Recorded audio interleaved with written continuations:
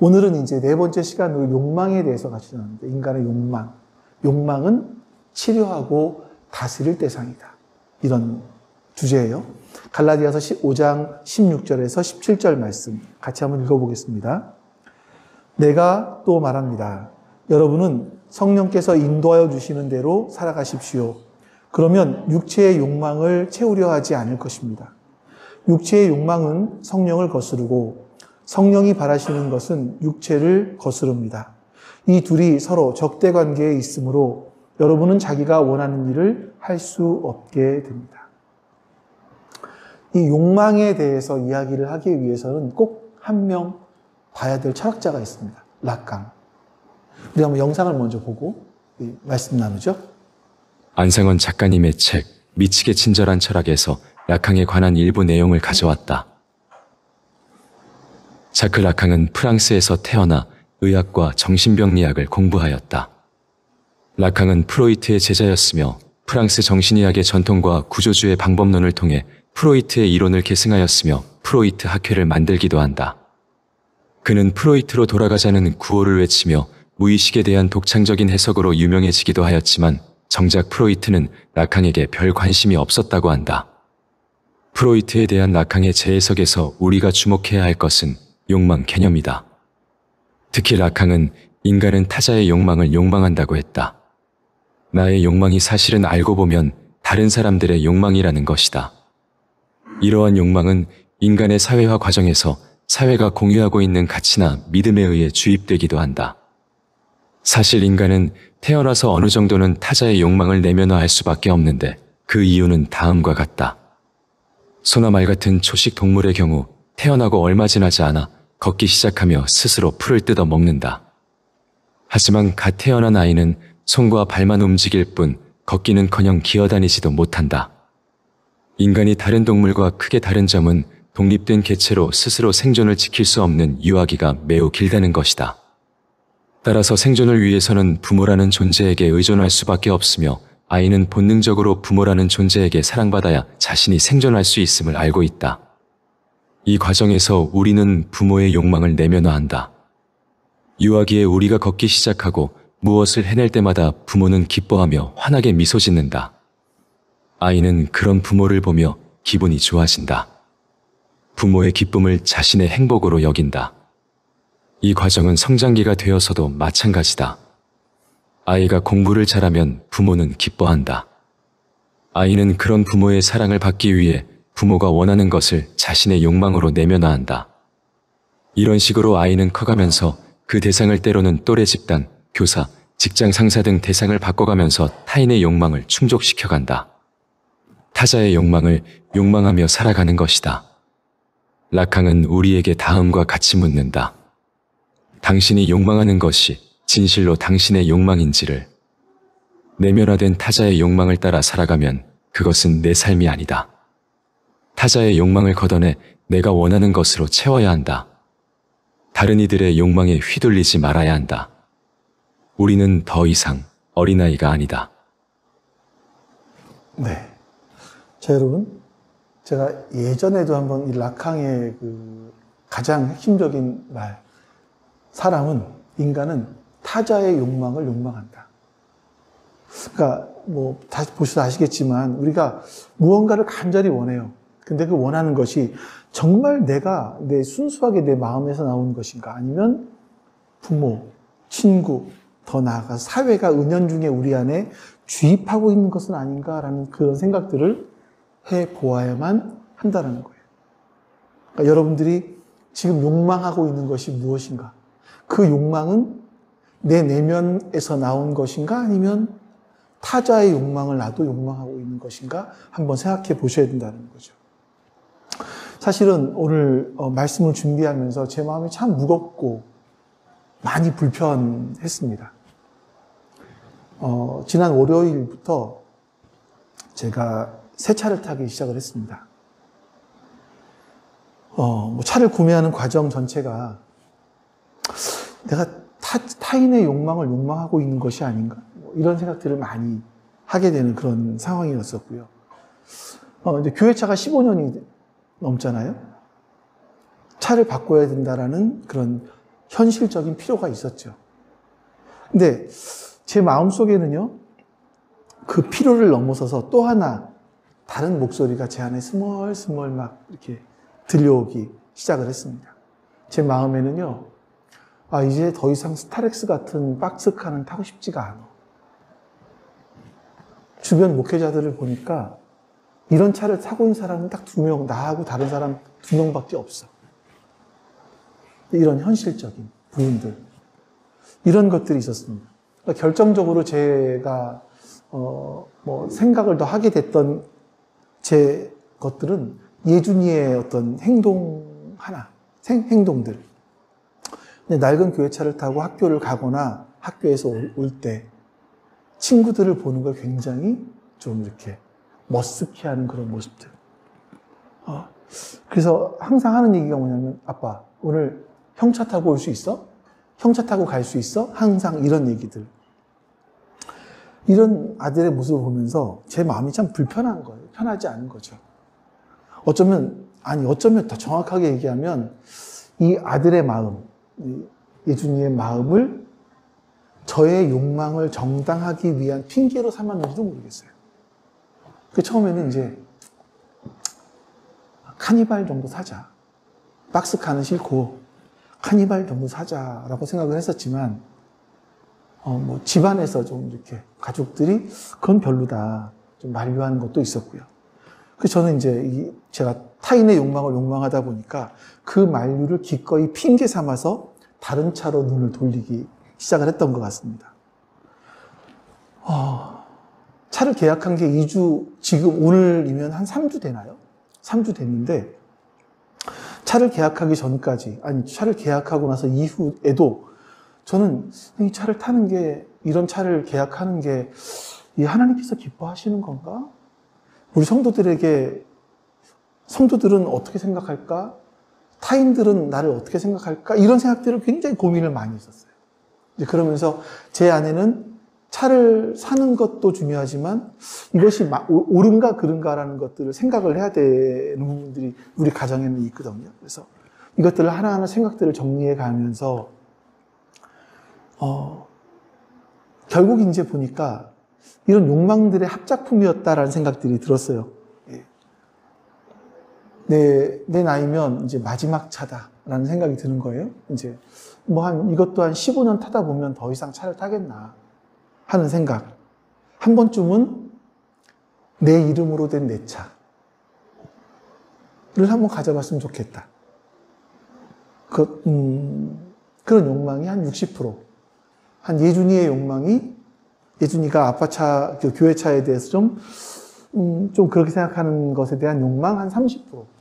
한 가족의, 제 안에 이런 가족의 욕망 한 10%.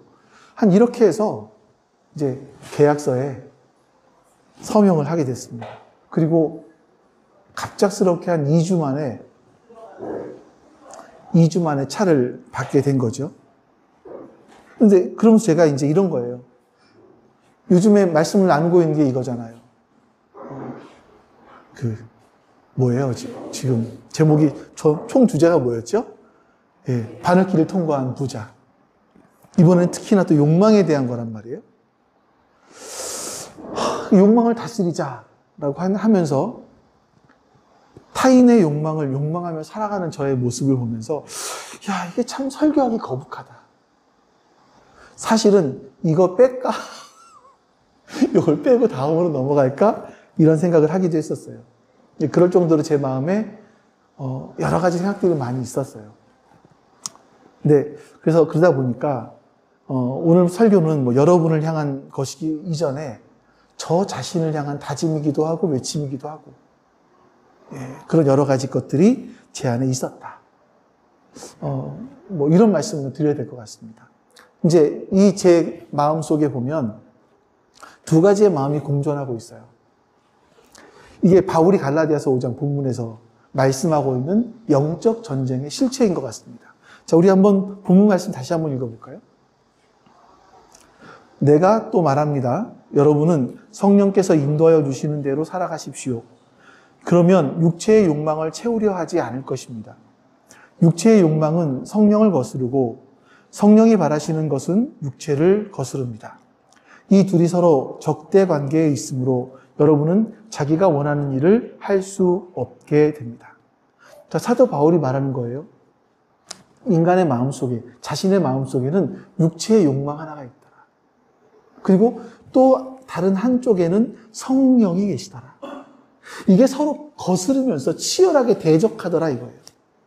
이 전쟁 때문에 우리는요, 마음으로는 원하지만 선을 행하지 못하는 모습, 또 원치 않으면서도 악을 행하는 모순이 내 마음속에 존재하더라. 이게 나의 마음이더라. 바울의 이야기예요. 자, 오늘 말씀을 통해서 이 끝나지 않을 것 같은 이 전쟁의 실체를 우리가 한번 알아보는 거죠. 그리고 우리를 얽어매고 있는 이 욕망의 사슬, 이걸 어떻게 끊어낼 수 있을까? 그것이 무엇인지를 한번 같이 살펴보면서 여러분과 제가 그 길을 한번 걸어가기를 도전해보고 싶습니다. 자, 우리가 먼저 좀 버려야 될 게 있어요. 욕망을 얘기할 때, 이건 사람의 본성 아닌가? 사람은 누구나 갖고 있는 거 아닌가? 라고 생각할 수 있습니다. 아기가 태어나면서부터 시작해 더 많이 가지려 하고, 남보다 더 높아지려고 하고, 남보다 더 편하게 살고자 하고. 이건 인간이 다 갖고 있는 마음이잖아. 본성 아니야? 자연스러운 거지. 라고 우리는 생각합니다. 근데 만약에 이런 말이 사실이라면 우리는 심각한 딜레마에 빠질 수밖에 없어요. 욕망이 인간의 본래의 모습이라면 그 욕망을 따라 사는 삶 역시 자연스러운 삶이기 때문인 거예요. 성경에서 보시면요, 끝없이 나를 채우려고 하는 그 이기적인 욕망은 하나님께서 우리에게 주신 본성이 아니라고 말씀하십니다. 어거스틴은요, 이 점을 정확하게 얘기했어요. 기록해놨나요? 어거스틴의 그 안 해놨나요? 다음 페이지 없어요? 어거스틴 뭐라고 말했냐면, 죄된 욕망은 본성이 아니라 본성의 질병이다. 이 죄된 욕망은 본성이 아니라 본성의 질병이다. 이렇게 얘기했습니다. 욕망은 우리가 당연히 받아들여야 될 본래의 모습이 아니라 반드시 진단하고 치료해야 될 심각한 영혼의 질병이다라고 말하는 거예요. 하나님이 우리를 처음 창조하셨을 때 모습을 생각해 보십시오. 우리는요, 이웃을 사랑하는 모습들, 자연을 사랑하는 모습들, 모든 피조물들과 아름다운 조화를 이루어가는 모습들이 우리 안에 있었어요. 하나님께서 원래 창조하신 우리의 모습은 그 조화로움 속에 살아가는 모습이에요. 근데 우리 안에 이런 이기적인, 나밖에 모르는, 나를 생각하는 이기적인 바이러스가 우리 안에 들어온 거죠. 우리를 병들게 한 겁니다. 그래서 내 마음 안에 주인이셔야 될 하나님의 자리를 밀어내버리고 그 내 마음의 중심에 내 자아가 자리를 잡기 시작했어요. 나 자신, 나라는 우상을 내 마음속 가운데 자리 잡게 한 거죠. 이게 치명적인 우리의 질병인 것. 본래 삶의 중심이 될 능력도 없고 자격도 없는 내 자아. 이게 억지로 내 주인의, 나라는 사람의 주인의 자리를 차지하고 있다 보니까 감당할 수가 없어요. 그래서 우리 안에 뭐가 옵니까? 불안함이 와요. 미래에 대한 불안함, 걱정, 또 무언가 생각해보면 내 주변에 사람이 있지만 마음속에 공허함이 있어요. 이게 인간의 모습이에요. 신학자 라인홀드 니버가 하는 말들을 보면 인간이 이 근원적인 불안을 잠시라도 잊기 위해서 자기 자신에게서 도망치려 한다고 얘기를 해요. 그래서 불안, 이 공허, 이거를 잊어버리기 위해서 인간이 도망가서 하는 게 뭐냐면 쾌락. 더 많은 물질, 더 높은 지위, 이런 것들을 내 안에 채우면서 잠시 동안 잊어버리려고 하는 거죠. 이게 바로 본문에서 바울이 말하고 있는 육체의 욕망입니다. 육체의 욕망의 진짜 정체예요. 그러니까 육체의 욕망 그러면 뭐 식욕, 성욕, 이런 육체의 욕구, 이것만을 의미하는 것이 아니라 하나님을 떠난 인간이 그 마음속에 비어있는 그것 때문에 불안해하고 공허해하며 이 비어있는 것을 스스로의 힘으로 채워보기 위한 그 어떤 발버둥? 이게 육체의 욕망인 거예요. 그래서 돈을 향한 탐심, 사람들에게 인정받기를 원하는 갈구, 남을 지배하려고 하는 그런 권력욕, 이 모든 것들이 바로 육체의 욕망이에요. 이게 인간의 본성적인 질병이다라고 말하는 겁니다. 그래서 사도 바울은요, 이 질병에 걸린 사람들의 비참한 모습을 빌립보서에서 이렇게 말합니다. 우리 빌립보 3장 19절 말씀 볼까요? 같이 읽습니다. 그들의 마지막은 멸망입니다. 그들은 배를 자기네의 하나님으로 삼고 자기네의 수치를 영광으로 삼고 땅의 것만을 생각합니다. 자, 그들의 신은 뭐예요? 그들은 배를 자기네 하나님으로 삼고 있어요. 배, 육체의 욕망, 나를 채우려고 하는 것. 내 인생의 최고의 목표가 내 욕망을 채우는 것. 그런 삶이 되어버린 거예요. 그게 하나님을 떠난 인간의 실존이라는 겁니다. 이게 갈라디아서에서 말하고 있는 육체의 욕망. 이 욕망의 진짜 정체입니다. 그것은요, 하나님을 떠난 영혼이 느끼는 불안과 공허를 스스로의 힘으로 채워보려고 하는 모든 영적인 발버둥인 거예요. 자, 하지만 하나님께서는 우리가 이 질병 속에서 멸망하도록 그대로 내버려 두지 않으셨습니다. 하나님은 우리가 다시 하나님께로 돌아와서 우리의 삶의 중심에 하나님을 모시는 원래의 자리로 돌아가기를 원하세요. 이런 하나님을 이렇게 밀어버린 그 육체 영적인 질병을 치료하고 다시 하나님을 우리 안에 모시고 정말 행복한 삶을, 자유로운 삶을 누리기를 원하세요. 베드로가 이렇게 말했습니다. 베드로는 정말 대단한 고백을 해요. 자, 같이 한번 읽어볼까요, 베드로? 우서 같이 읽습니다. 그는 이 영광과 덕으로 귀중하고 아주 위대한 약속들을 우리에게 주셨습니다. 그것은 이 약속들로 말미암아 여러분이 세상에서 정욕 때문에 부패하는 사람이 되는 것이 아니라 하나님의 성품에 참여하는 사람이 되게 하시는 것입니다. 그러니까 우리가 진짜 소망해야 될 것이 뭐냐면, 여러분, 세상에서 정욕 때문에, 내 욕망 때문에 부패하는 사람이 아니라, 그 욕망을 따라가다 부패하는 사람이 아니라 하나님의 성품에 참여하는 사람. 우리는 원래 처음 창조한 그 모습 그대로 하나님의 성품에 참여하는 그런 사람이 되는 것, 이것이 바울의 소망이다, 그리고 약속이다라고 말하고 있는 거예요. 이런 소망이 있으면, 내 목표는 이게 세상의 욕망을 따라 살아가는 존재가 아니라 나는 원래 하나님의 성품에 참여하는 그런 사람이구나, 이런 존재이구나라는 것을 우리는 알게 되는 거죠. 이걸 발견하게 됩니다. 자, 그러면서 우리가 이제 욕망이라는 이 질병을 어떻게 치료해야 되는가 한번 살펴보려고 합니다.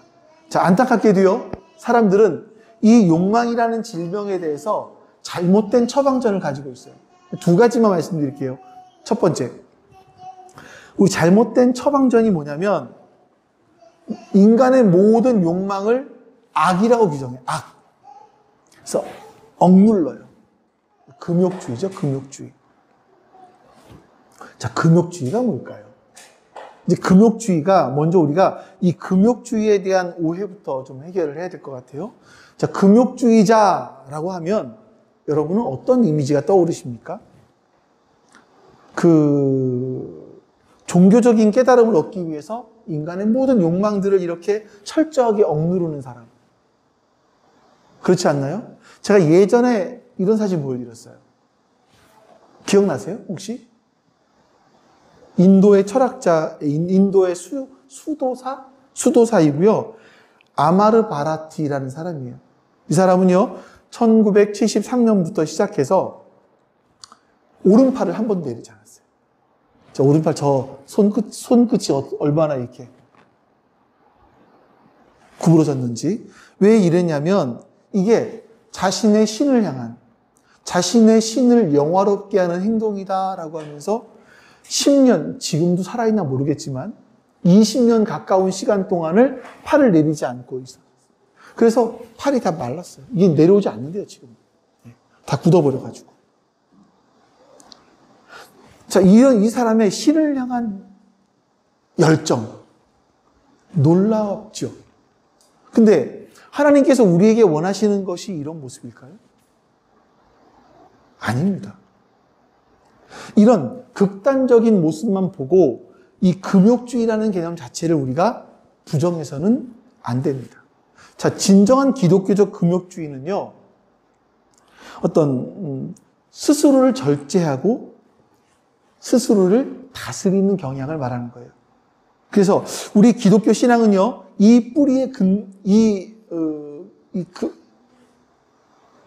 극단적인 고행이 아니라 자신을 절제하려고 하는 경향, 이것들이 우리 가운데 필요하다. 성경은 그 얘기를 하고 있는 거죠. 자, 예수님께서 말씀하시는 것도 들어볼게요. 마태복음 5장입니다. 같이 한번 읽어보죠.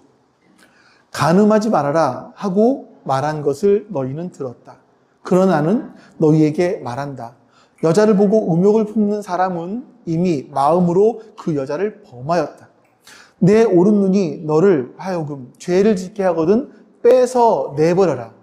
신체의 한 부분을 잃는 것이 온 몸이 지옥에 던져지는 것보다 더 낫다. 내 오른손이 너로 하여금 죄를 짓게 하거든 찍어서 내버려라. 신체의 한 부분을 잃는 것이 온몸이 지옥에 던져지는 것보다 더 낫다. 자, 예수님은 정말로 우리에게 우리의 신체를 훼손하면서까지 금욕을 하라라고 말씀하시는 걸까요? 아니죠. 우리의 영혼을 파멸로 이끄는 욕망이라는 것이 얼마나 뿌리 깊은 문제인가. 이것을 반드시 잘라내야만 하는 그런 것이라는 걸 말씀해 주시는 거예요. 마치 이렇게 볼까? 의사가 당뇨병에 걸린 사람들을 당뇨병이 심해지면 발가락 하나가 썩어 들어갔을 때 발목을 잘라 그러잖아요. 발가락 하나인데. 마치 그런 것처럼 이 당뇨라는 걸 해결하기 위해서 다리를 잘라내는 것처럼 우리의 영혼을 병들게 하는 욕망의 근원을 완전히 수술해야 된다라고 말씀하시는 거예요. 또 한 가지는 방임주의입니다. 하나님께서 우리에게 모든 걸 누리라고 하지 않으셨어? 굳이 그렇게까지 살아야 돼? 굳이 그렇게까지 절제해야 돼? 이런 생각들. 예수님도 잔치를 즐기지 않으셨나? 하는 생각들.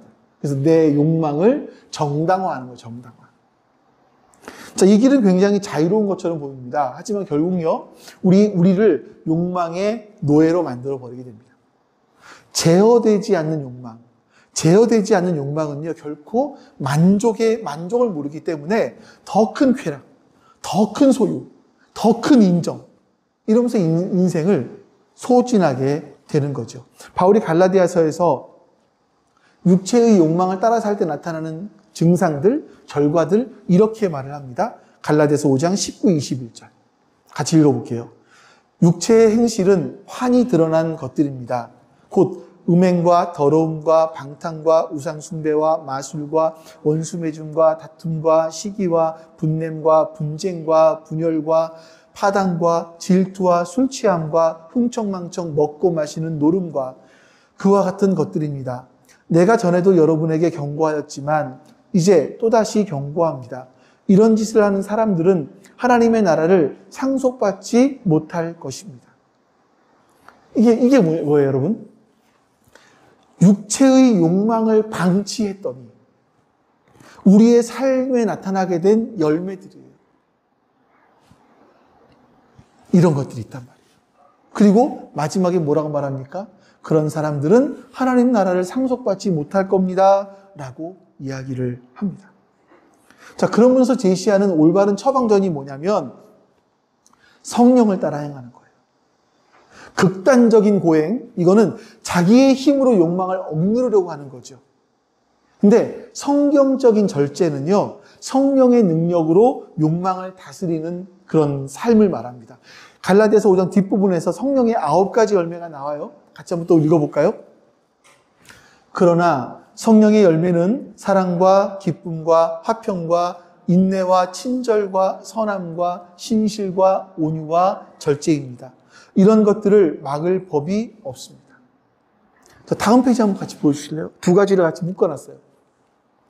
육체의 행실, 우리가 육체를 따라갈 때, 우리의 육체의 욕망을 따라갈 때 나타나는 것들이 위의 것들이라면 성령을 따라갈 때 나타나는 것들이 아래 것들이에요. 그 제일 마지막에 뭐가 나옵니까? 절제가 나와요. 이 절제라는 것은 아까 말씀드린 것처럼 내가 참고 견디고 버티고 해서 나타나는 그런 절제가 아니라 성령을 따라 살아가는 거예요. 성령을 따라 살아가다 보면 우리의 삶 가운데 절제가 나타나게 된다. 이렇게 말씀하는 거죠. 이것이 바로 욕망이라고 하는 그 질병에 대해서 우리가 해결할 수 있는, 그 병을 치료할 수 있는 하나님의 완전한 처방전이라고 말씀드릴 수 있습니다. 자, 이렇게 성령을 따라 행함으로 말미암아 욕망을 다스리는 삶의 완벽한 모델이 바로 예수님이세요. 예수님의 삶을 보면 언뜻 보기에 되게 모순된 삶인데라는 생각이 들어요. 자, 왜냐하면 마태복음 11장 19절 말씀 볼까요? 이렇게 말씀합니다. 네, 같이 한번 읽어보죠. 인자가 와서 먹기도 하고 마시기도 하니 그들이 말하기를 보아라, 저 사람은 마구 먹어대는 자요, 포도주를 마시는 자요, 세리와 죄인의 친구다 한다. 그러나 지혜는 그 한 일로 옳다는 것이 입증되었다. 자, 여러분, 이거 예수님이 술 마셨어요, 안 마셨어요? 성창실 때 포도주 마시는 거 말고 예수님이 술 마셨어요, 안 마셨어요? 마셨어요. 포도주를 마시는 자예요. 사람들과 마구 먹어대는 분이셨고 포도주를 마셨던 분이에요. 예수님의 친구들은 세리고 죄인들이었다라고 말씀해요. 그러니까 그 당시 세례 요한 에세네파예요. 에세네파는 아주 금식, 철저한 고행, 이걸 요구해요. 바리새인, 나는 일주일에 몇 번 금식하고 이거 나오잖아요. 그러니까 세례 요한이나 바리새인들처럼 금식하고 절제하는 삶이 아니라 그냥 사람들과 함께 먹고 마시는, 어울려 즐기는 그런 삶을 사셨단 말이에요. 그러니까 이게 굉장히 강조되다 보니까 어떤 사람들은요, 어떤 학자들은 예수님을 파티 광이다. 파티를 너무 좋아하는 광적인 사람이다. 이렇게까지 부르기도 했습니다. 다른 한편으로 볼까요? 근데 예수님은 누구보다 강하게 자기를 부정하는 삶을 사셨어요. 예수님 제자들에게 자기를 부인하고 자기 십자가를 지고 나를 따라라. 이렇게 말씀하기도 하셨고, 예수님은 친히 자신의 집과 안정된 직업과 세상의 영광들을 모두 버리셨어요. 자, 이 두 가지 모습이 이렇게 해볼게요. 축제, 절제. 이 두 가지가 예수님의 삶 가운데는 공존했다라는 거예요. 여러분 이걸 좀 잘 들으셔야 돼요. 이게 성령을 따라 사는 삶이 무엇인지, 어떻게 하면 성령을 따라 살아가는 삶인지를 좀 여러분 설명드릴 수 있을 것 같아요.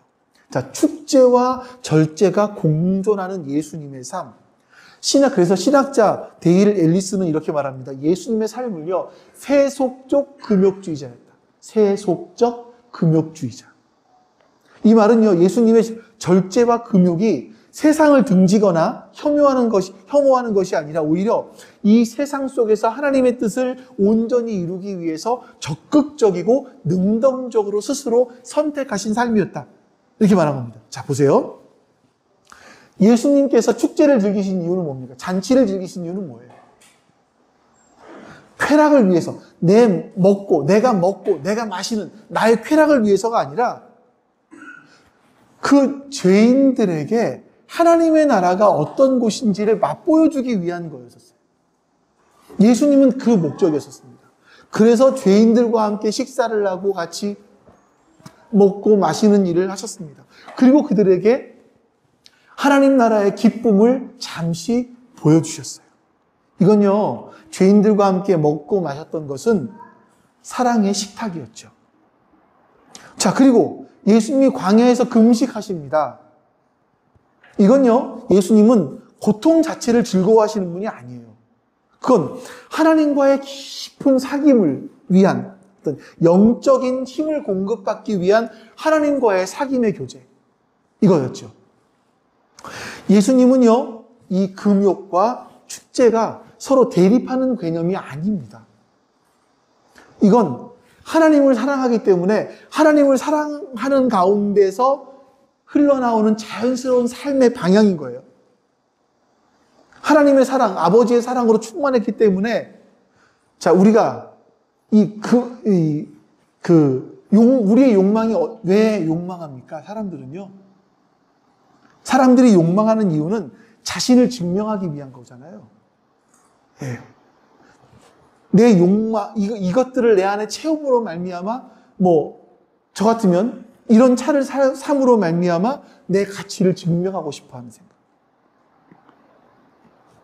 이게 욕망이잖아요. 근데 예수님은요, 자신을 증명할 필요가 없는 분이셨어요. 어떤 욕망을 채움으로 말미암아 자신을 증명할 필요가 없는 분이셨어요. 그래서 세상의 것 기꺼이 포기하시는 거예요. 다른 사람들이 다 하려고 하는 거, 바리새인들이 다 하려고 하는 거, 안 하시는 거예요. 절제. 그냥 그 삶이 절제로 표현돼 나오는 거죠. 동시에 하나님께서 주신 것들이에요. 먹는 음식들, 하나님이 주신 것들이에요. 기쁨으로 드시는 거죠. 감사하면서. 축제. 이게 바로 여러분 성령을 따라 행하는 삶의 모습인 겁니다. 성령 충만이란 뭐냐면 예수님처럼 하나님 아버지와의 사랑의 관계, 그 깊은 관계 안에 있는 거예요. 그래서 그 사랑이 우리를 채우는 거죠. 그때 우리는 비로소 우리를 올가매고 있던, 내 마음속에 비어있던 불안, 공허, 이 불안과 공허를 채우기 위한 발버둥치는 영적인 욕망, 여기서부터 우리는 자유로워질 수 있는 겁니다. 그래서 좁은 길을 가면서 기뻐할 수 있고요. 자기를 부인하지만 감사할 수 있는 겁니다. 그 비밀이 여기 있는 거예요. 예수님께서 보여주신 이 삶이 우리가 걸어가야 될 그런 길이라는 겁니다. 자, 여러분 이제 말씀을 정리하면서 우리의 삶을 한번 돌아보기를 원합니다. 우리는 인간의 욕망이 우리의 본성이 아니라는 걸 배웠어요. 우리의 본성은 하나님께서 창조해 주신 그 본성은 이웃 사람들과 사랑하며 살고 세상과 조화롭게 살아가는 것이 인간의 본성입니다. 근데 우리 안에 바이러스가 들어왔습니다. 욕망이라는 바이러스가 들어왔고 그 바이러스가 우리 안에 우리를 병들게 해서 하나님이 내 안에 계셔야 되는데 이 자리를 빼앗아가 버렸어요. 그리고 내 마음의 중심에 나 자신을 놓게 된 거죠. 죄입니다. 근데 이것을 해결할 수 있는 유일한 방법은 성령을 따라 살아가는 것인데 그 성령을 따라 살아가는 삶의 가장 좋은 본보기가 누구였냐면 바로 예수 그리스도이셨다라는 겁니다. 자, 그래서 우리가 이제 어떻게 이 진리를 우리의 삶으로 실현해낼 수 있을까요? 제 차 이야기 한번 더 해볼까요? 우리 마음에는요, 필요라고 하는 그럴듯한 명분으로 우리의 욕망을 포장하는데 참 잘해요. 15년 된 낡은 차를 바꿔야 돼. 필요잖아요. 우리 아들도 그래. 부모로서 외면하기 힘들잖아요. 필요잖아요. 그래서 이왕이면 더 멋진 차, 더 편한 차, 더 최신 기능이 들어간 차, 이런 걸 생각하는 순간 저는요, 필요라는 선을 넘어서 욕망을 따라가고 있었던 거죠. 이렇게 여러분, 우리가 이 필요와 욕망의 경계가 너무나 희미해요. 그래서 이 성령님께서 우리의 마음을 조명해 주지 않으시면, 우리의 생각들을 조명해 주지 않으시면 우리는 분별하기가 정말 어렵습니다. 그래서 어거스틴이 이렇게 말을 합니다. 방치된 욕망은 습관이 되고 이 습관을 포기하지 않으면, 거부하지 않으면 필요가 된다. 이렇게 말을 했어요. 여기는 해놨네. 자, 그래서 여러분에게 세 가지를 말씀드리고 마칠게요. 첫 번째, 거룩한 멈춤을 하자는 겁니다. 멈추자. 자, 우리의 마음속에 무언가 강렬하게 원하는 갈망이 생겨요. 그때 즉시 행동으로 옮기는 것이 아니라 잠시 멈추는 겁니다. 내 안에 뭔가 갈망이 생겼을 때 잠시 멈추는 겁니다. 그리고 우리 안에 계신 성령님께 정직하게 질문하는 거죠. 주님, 지금 제 마음을 뒤흔드는 이 마음이 주님이 채워주시는 거룩한 필요입니까? 아니면 세상이 심어준 욕망입니까? 질문해 보는 거예요. 멈춰서서. 자, 두 번째. 그리고 거룩한 질문을 해보는 겁니다. 멈춰서서 우리의 욕망의 뿌리가 무엇인지를 더 깊이 질문해 보는 거예요. 내가 지금 정말로 원하는 것이 이 물건인가? 아니면 이 물건을 통해서 얻으려고 하는 사람들의 인정과 시선과 부러움인가? 나는 지금 편안함을 원하는가? 아니면 내 삶의 불안과 공으로부터 도망치고 싶어 하는가? 이 질문은요, 우리의 표면적인 욕망에서 그 이면에 숨겨진 영적인 문제로 이끌어줘요. 그래서 세 번째, 거룩한 걸음을 내딛는 겁니다. 멈췄어요. 그리고 질문합니다. 성령님의 조명을 구했다면 이제는 믿음으로 한 걸음을 내딛는 거죠. 만약 그것이 나를 노예로 만들고 있는 거짓 욕망이라는 깨달음이 내 안에 생기기 시작한다면 거절하는 걸음 내딛는 겁니다. 비록 아쉽죠. 근데 성령의 능력을 의지해서 아니요 라고 말하는 용기가 우리에게는 필요합니다. 그리고 그 욕망에 쏟을 뻔했던 그 시간, 재정, 에너지를 하나님의 나라를 위해서 사용할 수도 있는 방향 전환이 필요한 겁니다. 반대로 그것이 하나님께서 허락하신 그런 정당한 필요라면 여러분 감사하게 받으세요.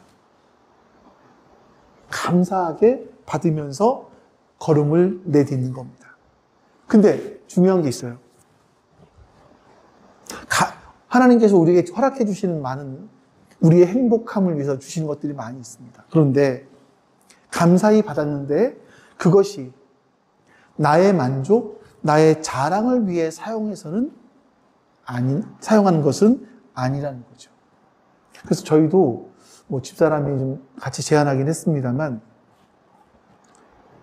우리가 이 차를 구매하는 것은 어쩌면 하나님께서 우리의 겸손을 테스트하시는 거다. 저는 그래서 하나님, 이 차가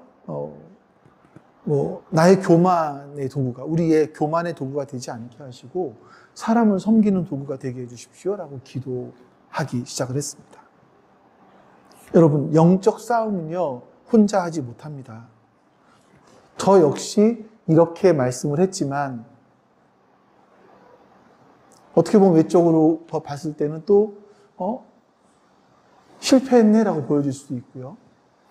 또 앞으로도 여러분들이 보시기에 홍 목사 욕망을 어떻게 하자 그러더니만 또 저렇게 실패하네 라고 생각하실 만한 일들도 많이 있을 거예요. 중요한 건 이겁니다.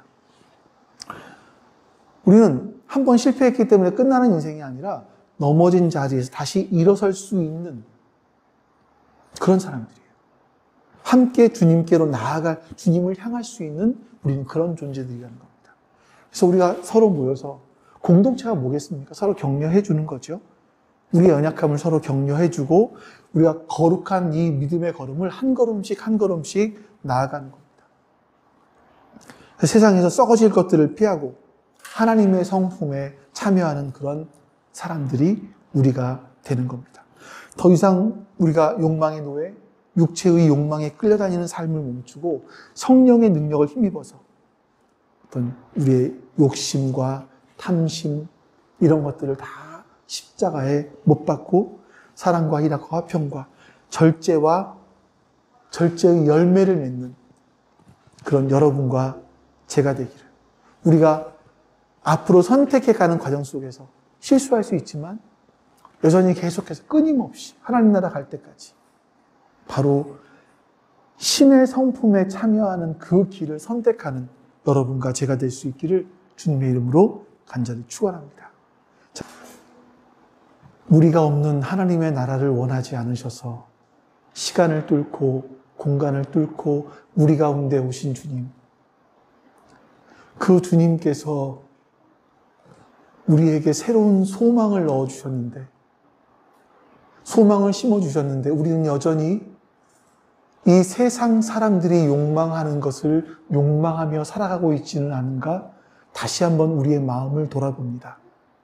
이제 세상 사람들이 세상이 품고 있는 욕망을 욕망하는 자가 아니라 예수님의 소망, 하나님의 성품에 참여하는 자가 바로 우리가 되기를 원하시는 그 예수님의 소망을 우리도 소망케 해 주시옵소서.